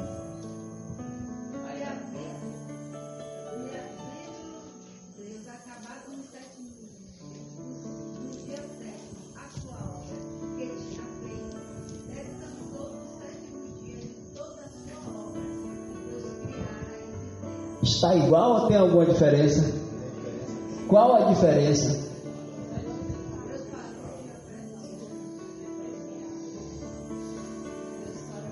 Os irmãos sabiam que por interpretação aqui, talvez você nunca atentou para isso, Deus não terminou a obra no 6º dia, Deus terminou no 7º. Então ele trabalhou no 7º ainda. Aliás, até ele falou lá, não foi? 5:17, quando o povo ficou lá enchendo a cabeça dele, dizendo que estava quebrando o sábado, ele disse: meu pai trabalha até agora, e eu trabalho também, né? E havendo Deus acabado no dia 7º, Ele acabou no dia 7º. Isso quer dizer que ele não acabou no dia 6º, no final do dia 6º. No dia 7º ele ainda fez alguma coisa. Ele descansou. Mas nas primeiras horas do sábado, ele trabalhou. Não é isso que está aí? Ou eu estou errado? Pronto, vamos seguir, irmão. Vocês têm criado problemas. A Faraó, capítulo 5:5. Os 10 mandamentos vêm no capítulo 20, não é isso? No capítulo, o Adventista quer mostrar que antes de Deus mandar guardar o sábado, o povo já guardava o sábado. Aí ele disse que Faraó disse assim: vocês têm criado problema suficiente por fazê-los descansar no sábado. Aquilo é uma grande perda de trabalho. E retorna ao trabalho. Olha como está na nossa. Você pode até conferir na sua, outra tradução que seja, mas não está muito diferente.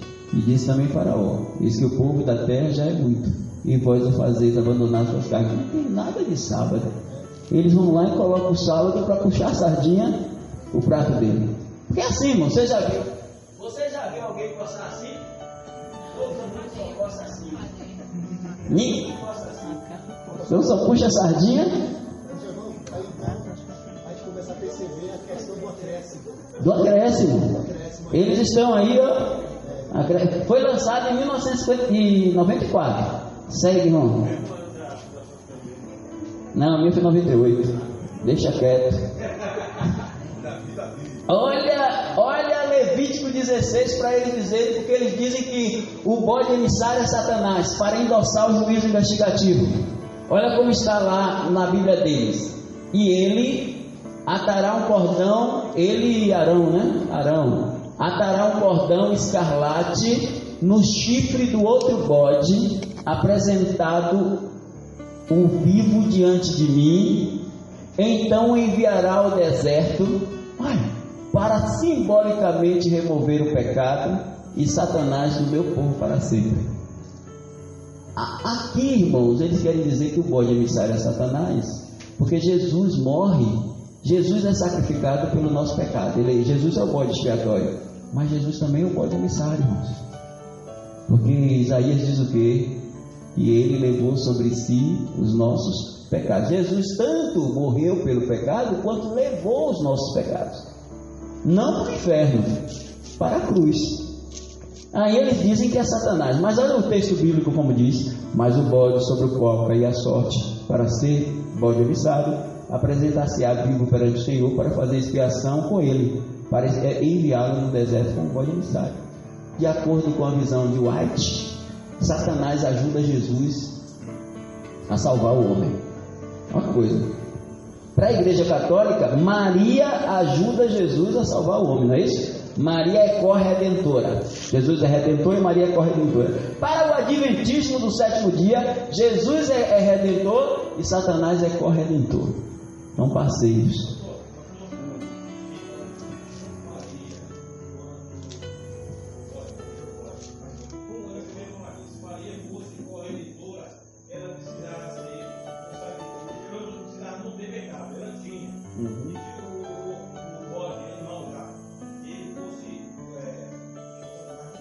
Sim. Se fosse o outro para fazer o sacrifício do cara, para agir como ele queria, ele teria sido sem pecado também. Tanto que os dois bodes eram sem mácula.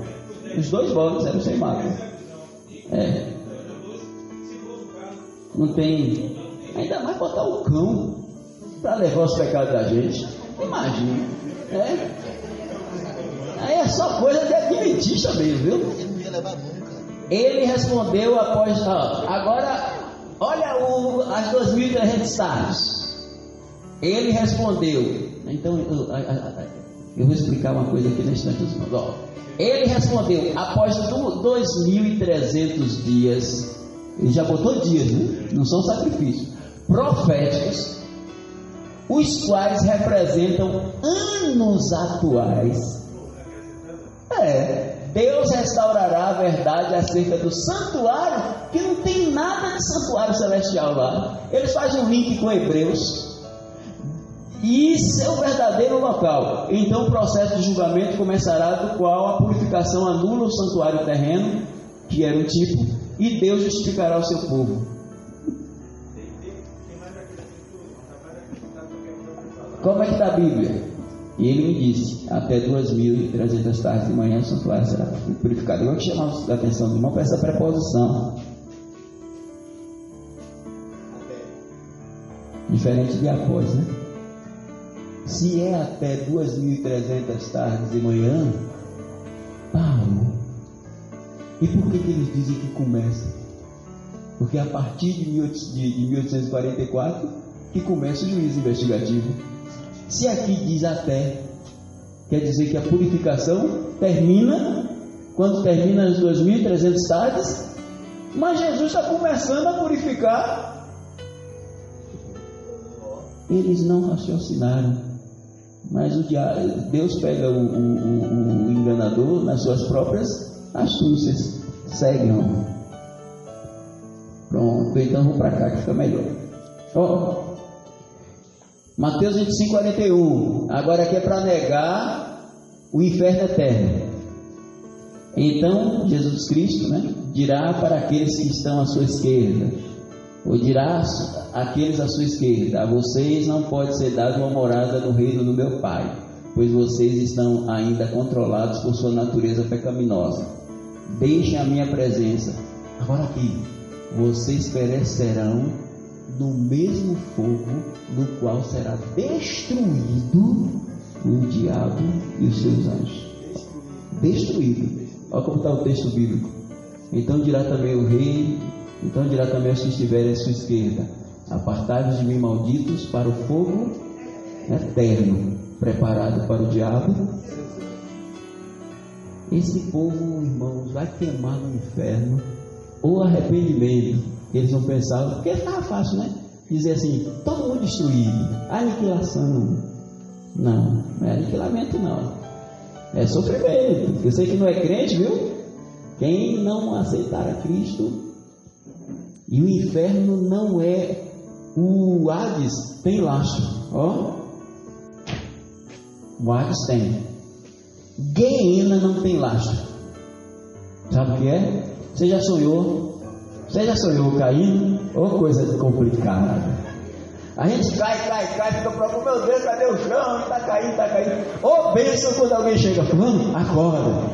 Porque você fica caindo. Sabe o que é guiena no inferno eterno? Sabe qual é o sentido? Cova profunda sem fundo.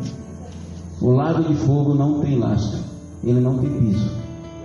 A pessoa vai estar caindo, queimando pelos séculos dos séculos. Meu irmão, hoje não. Quem está no lugar de tormento está parado lá. Está lá, tem piso. O lago de fogo não tem piso não, viu, irmão? Graças a Deus que a gente está livre dele. Olha agora a imortalidade da alma negada. Dizer que a alma morre, o conjunto morre completo. Olha o texto como eles torcem. Não temam que vocês possam ser mortos. Eles podem matar o seu corpo, mas eles não podem tirar a sua vida eterna. Deus é o único que tem poder sobre a vida e a morte eterna. Olha o que Jesus falou: não temas os que matam o corpo. E quando você vê isso, você entende o quê? Que a gente tem uma alma imaterial que é imortal. Não tenha medo de alguém que vai lá e mata teu corpo, mas a tua alma está lá e não pode matar a tua alma. Teme antes aquele que pode fazer perecer no inferno. Irmão, isso aqui que é maravilhoso assim para a gente, né? Mas a inteligência, a compreensão maravilhosa é um negócio para negar que a pessoa, quando morre, o espírito vai ou para o céu, espírito para o céu e alma para o lugar de tormento. Então, irmão bispo, morreu, foi para o céu e está lá com Deus. Ainda não está dentro da Nova Jerusalém. Por quê? Porque a Nova Jerusalém tem ruas de ouro, tem árvore da vida, tem rio da vida. Já viu o Espírito andar em cima de calçamento? Precisa ressuscitar para andar.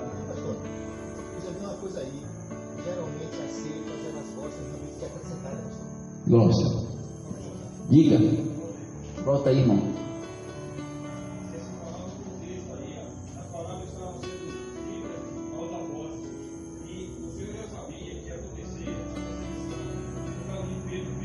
Uhum. E não ter mais queimado o corpo, não podem matar a alma. Isso é limpeza, olhando isso aí, ó. Semelhante àquele que pode fazer descer do inferno a alma e o corpo. Isso é limpeza e isso todo. Vai para o inferno a alma e o corpo, quando ressuscitar. Olha aqui, Efésios 5, para a questão da lei, como se fosse uma árvore morta, foi o que a gente leu, né? Efésios 2,15. Como se fosse uma árvore morta, ele acabou com as exigências da lei cerimonial, a qual nós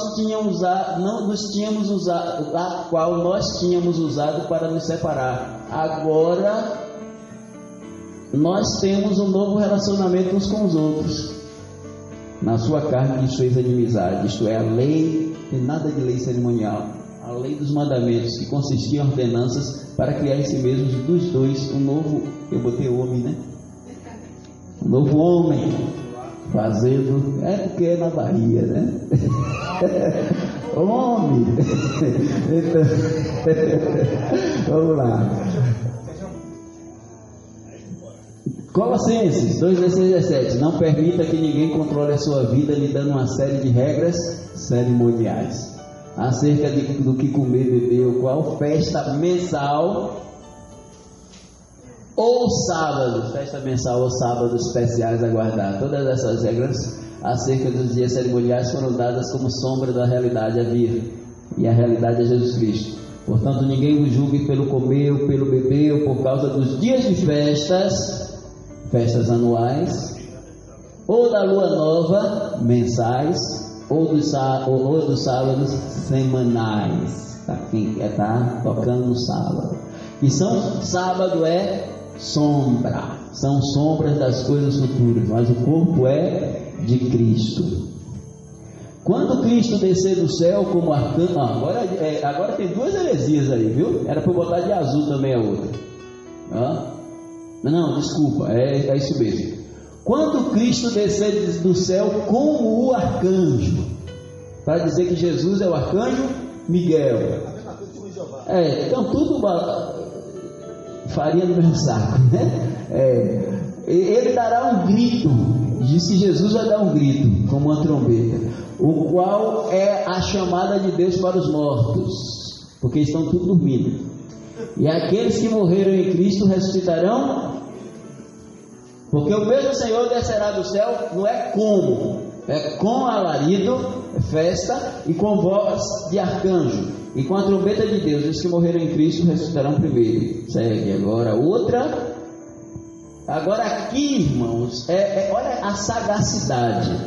Você pensar, Jesus morreu e ressuscitou. Portanto, aqueles que morreram crendo nele serão ressuscitados para a vida por Deus, assim como Jesus o foi. Veja a diferença. Porque se cremos que Jesus morreu e ressuscitou, assim também os que em Jesus dormem, Deus os tornará a trazer com ele. Meus irmãos, aqui ele não bota isso aqui, sabe por quê? Ele inverte, porque aqui vai dizer que Jesus está trazendo os espíritos. Pense comigo, ó. Porque se cremos que Jesus morreu e ressuscitou, assim também aos que em Jesus dormem no pó, o corpo, Deus os tornará a trazer com ele. E ele está onde? No céu. Então o que ele vai trazer com ele? O que? Os espíritos. Para pegar o que? Os corpos. Então eles não têm como contestar isso aqui. Altera, muda, porque senão fica complicado para eles, porque eles não creem que nenhum espírito de crente está no céu. Agora Judas, esse aqui é que tem as duas heresias. Em contraste com esses homens ímpios, os homens ímpios lá da época de Judas, está o Senhor Jesus, também chamado Miguel Arcanjo. Jesus chamado Miguel o Arcanjo, pois está sobre a completa hoste angelical. Quando ele foi desafiado por Satanás acerca da intenção de ressuscitar Moisés, Quer dizer, Jesus, quando lutou com Satanás, que não foi Jesus, né? Foi pelo corpo de Moisés, foi Miguel que lutou.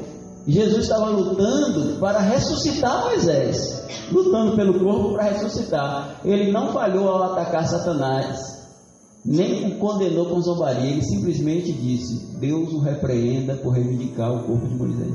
Agora, Jesus ia dizer, o pastor falou hoje, Deus o repreenda. Se quando Jesus estava aqui na terra, ele repreendeu Satanás em Pedro, o soprano Pedro, né? Para trás de mim, Satanás.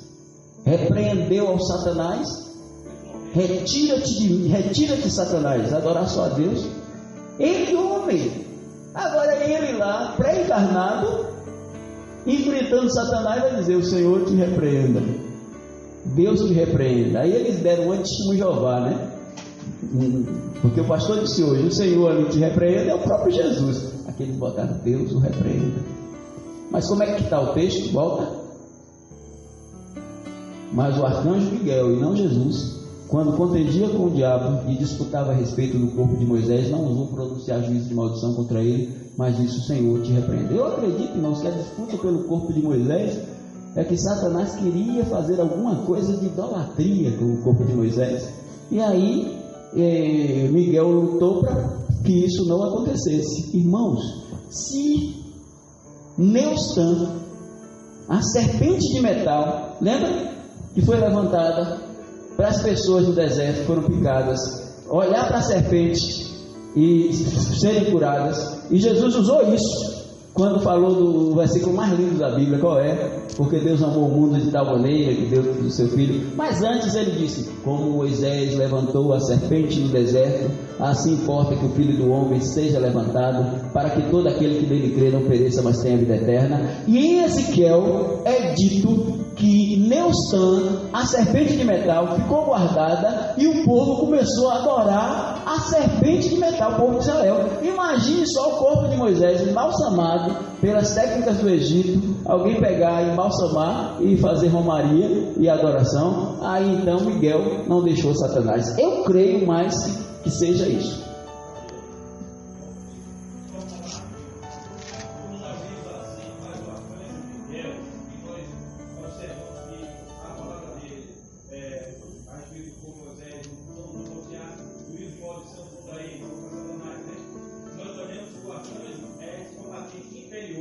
Isso. Exato. Isso mesmo. Agora, aberração, irmãos. No sábado do Senhor, eu fui para a praia das Ilhas Rochosas para adorar. Inesperadamente, fui tomado pelo Espírito e ouvi uma voz atrás de mim tão alta como uma trombeta. Olha o texto. Eu fui arrebatado em espírito no dia do Senhor, e ouvi detrás de mim uma grande voz como de trombeta. Onde é que está na Bíblia que sábado é dia do Senhor? Procura aí em todo o Velho Testamento, onde tem na Bíblia que sábado é dia do Senhor. Dia do Senhor, irmãos, a gente pode tomar como duas coisas. Primeiro, esse dia do Senhor pode ser o dia profético, desde a tribulação até o juízo final. Mas Apocalipse 1:10, João foi arrebatado. A expressão grega é Kyriakemera, senhorial dia, que em latim é dominica, que vai dar o dono do dia. Não tem o dono da casa? Dono é o que? Não é o Senhor? Então você tem domingo, dia do Senhor. Isso aqui, irmãos, eu não vou dizer eu aposto que é domingo, mas é domingo. Dia de Pentecostes, a igreja nasceu. Sabe o que é dia de Pentecostes? Conta 7 semanas. 7 vezes 7, 49. Tudo contando de sábado a sábado. 7, 49. Mas só que Pentecostes é 50. Então depois do 49 último, vem o que? Domingo. A igreja nasceu no domingo. Atos 2. E a igreja vai ser arrebatada. Eu só não vou dizer o dia para não ser adventista. mas ela vai ser arrebatada no domingo. Porque está faltando o que para a igreja ser arrebatada, Pedro? A conversão do último crente para a plenitude dos gentios entrar. Quem se converteu aqui dia de domingo, levanta a mão. Dia de domingo, pronto. Quem se converteu outro dia? Oh meu Deus, os gatos pingados. Então, vai ser no domingo, e lá no Acupe.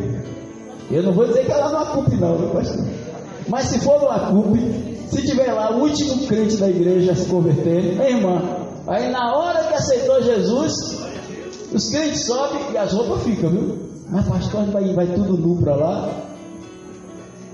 Eu só sei que a roupa não vai entrar lá. Cai as roupas aqui e a gente sobe. Subimos. Mas ficaram os crentes nos 4 Fs. Faustão, Fantástico, Facebook, futebol e filme ainda, né? Netflix. Aí Jesus vai perguntar lá em cima, onde? Mas tá tudo bem, vai subir, né, Moisés? Fechando.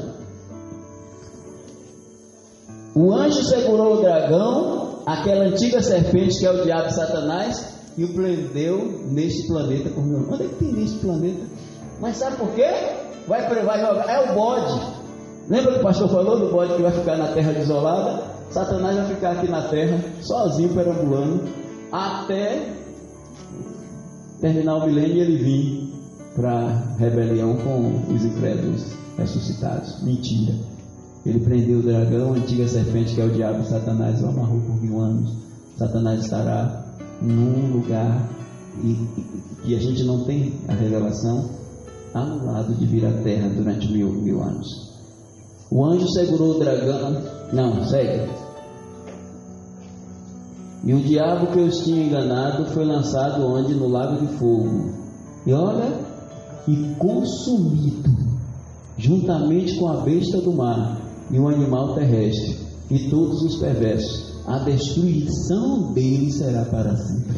Olha o que o texto diz: o diabo que os enganava foi lançado no lago de fogo e enxofre, onde está a besta e o falso profeta, que já estava lá 1000 anos e não foi destruído. E de dia e de noite serão atormentados e não destruídos. Atormentado é uma coisa, destruído é outra. Pronto, deixa isso aí para amanhã, porque aqui quem vai se batizar? Mas o adventista, pastor Jusilei se converteu, o adventista passou para a sua igreja. E aí ele resolveu se converter. Aí o irmão diz: não, pastor, mas ele não aceita o batismo, porque batismo é imersão. Mas olha o voto que ele faz. E no 11, só para a gente saber, ele tem que dizer que crê que a igreja adventista do 7º dia constitui a igreja remanescente e deseja ser aceito por ela para fazer parte dos seus membros. Olha aí.